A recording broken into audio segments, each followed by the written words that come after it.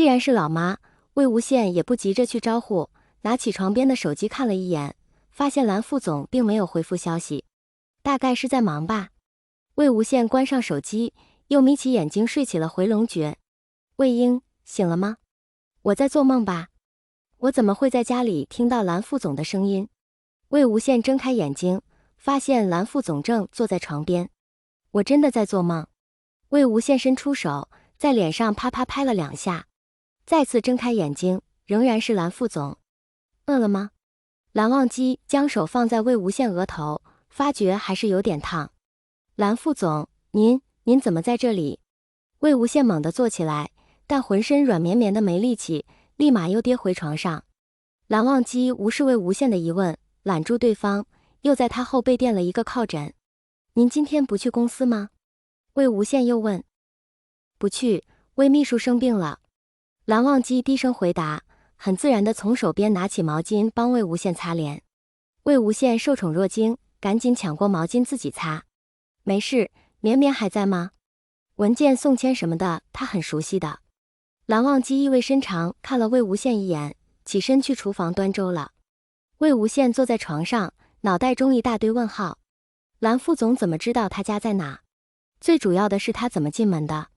最关键的是蓝副总居然会下厨。最可怕的是从不请假缺勤的蓝副总居然为了他不去公司上班。正当魏无羡满脑子纠结时，蓝忘机端着粥进来了。蓝副总，我自己来。魏无羡赶紧接过碗，蓝忘机熬的是番茄牛肉粥，香气四溢，最适合生病人士。魏无羡迫不及待咬了一大口送进嘴里，立马又被烫得皱紧眉头，吞也不是吐也不是，快吐出来。蓝忘机拿来垃圾桶，魏无羡痛得忍不住伸出通红舌尖。蓝忘机叹了口气，拿过粥舀了一小勺，又放在嘴边吹了吹，这才缓缓递到魏无羡嘴边。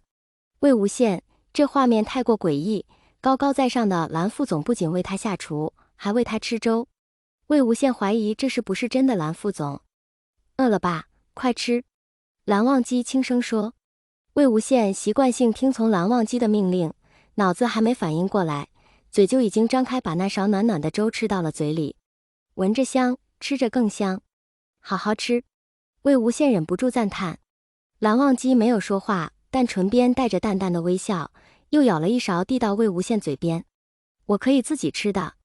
魏无羡嘴上这么说，身体却很实诚，张嘴又吃了一口。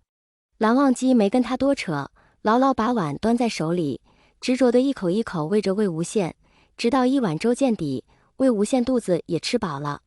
饭后，蓝忘机倒了水，看着魏无羡把药吃下，又拿来温度计给魏无羡量体温，38.3度，已经降了不少，暂时不用吃退烧药，先观察一下。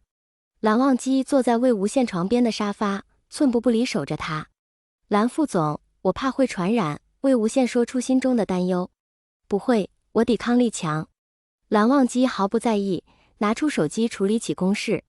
魏无羡要笑上来，眼中蓝忘机的身影渐渐模糊，忍不住又睡了过去。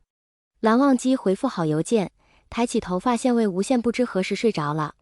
他坐到床边，掖了掖背角，犹豫片刻，白皙修长的手指还是忍不住抚上魏无羡的脸颊。魏婴，蓝忘机极小声地唤道。二哥哥。睡梦中的魏无羡咕哝一声，甜甜一笑，又继续睡了。蓝忘机指尖颤了颤，十分留恋这嫩滑柔软的触感。魏婴，赶快想起来吧，下周有一个药企联席会，蓝忘机要去参加。魏无羡这几天忙得要死，不仅要准备云参制药的材料，还要对接航班和酒店入住事宜。会议要开3天，加上来去路途上的时间，刚好周一到周五。开会地点居然紧邻滨海度假胜地，魏无羡有些期待，这是他学生时代就想去的地方，因为跟同学没有约好，导致毕业前没有成行。开完会又是周末，感觉可以去玩一玩。罗清扬听了魏无羡的想法，当即泼了一瓢冷水。按照前几任秘书得出的规律，蓝副总不管去哪里出差，都不会多待1天。罗清扬解释道，这次行程，蓝副总多半周5，可能周4晚上就会赶回来。啊！魏无羡欲哭无泪，一想到大好风景就在隔壁，自己却要在暗无天日的会场待3天，可能还会连夜搭红眼航班回来，心里就忍不住难过。下次休假时候去吗？罗清扬安慰道。过分了绵绵，我有假休吗？魏无羡反问。魏秘书，节哀。罗清扬忍不住偷笑。蓝副总周末没有其他安排，魏无羡拼了老命把一切安排妥当，抽空回老家了。阿英，最近工作怎么样？最近是民宿旺季，魏无羡一回家就脚不沾地跟着藏色忙前忙后。就那样呗。魏无羡随口应付道。什么叫就那样？难得回来不许敷衍。藏色白了魏无羡一眼。忙死了。魏无羡哼了一声，干嘛让我给姑苏集团投简历啊？阴差阳错被弄去做秘书，还遇到个魔鬼副总，累死我了。我看到过那个副总的照片，挺帅的呀。藏色笑着看着儿子。帅能当饭吃吗？魏无羡不以为然，帅还不是个工作狂。